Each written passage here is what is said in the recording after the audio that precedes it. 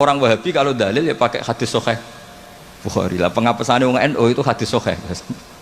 Jadi ya kasihan Imam Bukhari. Sebenarnya Imam Bukhari itu tidak milik mereka.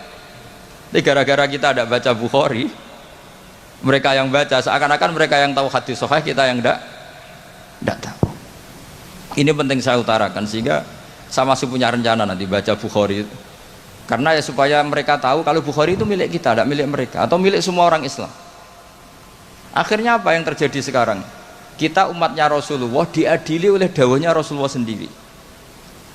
Saya sering ketemu mereka yang takfiri bilang ini kafir Pak, hadisnya ini. Saya bilang gini, laukana Rasulullahi hayyan lama rodiya ayyufarraqa huwa wa ummati. Andaikan Nabi itu hidup, pasti tidak ridho beliau kamu pisahkan dengan umatnya.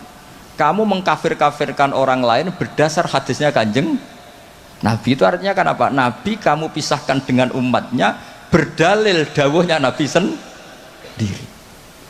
Kebayang nggak kamu memisahkan Badawi dari santrinya berdasar dawuh Badawi sendiri? Semua nabi, semua kiai, semua wali itu asadun nasi syafaqatan li ummatihim. Orang yang sangat sayang kepada umatnya.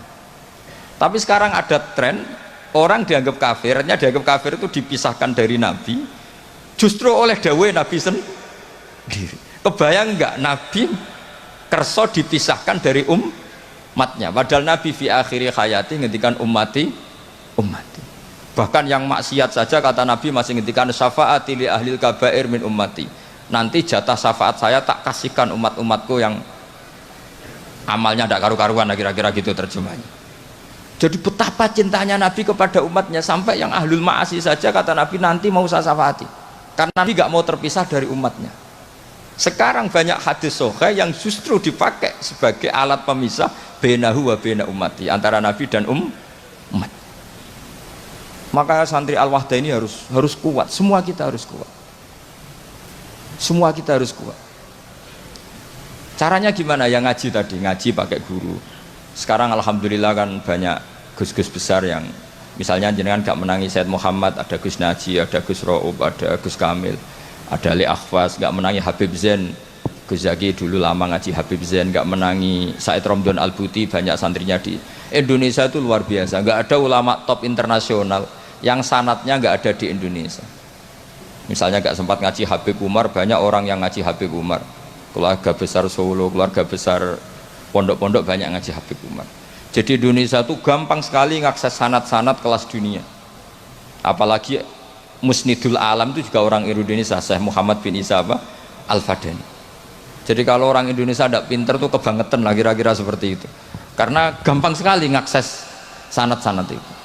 Tapi sanad ini pula yang mulai hilang dari pondok-pondok pesantren, jarang yang mau menekuni. Makanya saya ingin sekali bahwa sanad-sanad ini terus kita jaga. Karena setelah sanad ini terjaga, itu gampang sekali melogika kebenaran. Kayak saya berkali-kali bilang, masa orang kafir 70 tahun menjadi iman gara-gara la ilaha illallah, tapi kemudian kalimat yang sama menjadi kalimat kekafiran kalau kamu bacanya di kuburan. Jadi kalau orang NU tahlil itu kafir, jaluk kuburan. Itu kata Said Muhammad dulu kalau guyon masyhur itu. Mbok takok isik, ndekne jaluk kuburan apa malah ndongakno kuburan. Padahal doanya kan malah Allahumma ighfir lahu wa'afi wa'fu anhu. Justru kuburan ini yang didoain, tapi mereka lihat dari jauh karena begini dikira kita minta kuburan, padahal hakikatnya kita mendoakan yang ada di kuburan. Ini secara teori penelitian sudah gagal. Wong neliti saja tidak mau, observasi saja nggak mau. Coba kalau mereka neliti, ternyata mendoakan yang ada di kuburan, bukan minta kuburan. Semua orang NU misalnya kalau ziarah doanya gimana? Allahumma ighfir li sayhina, Allahumma ighfir li ummina, Allahumma ighfir li abina. Itu minta kuburan apa mendoakan mayit yang ada di kuburan?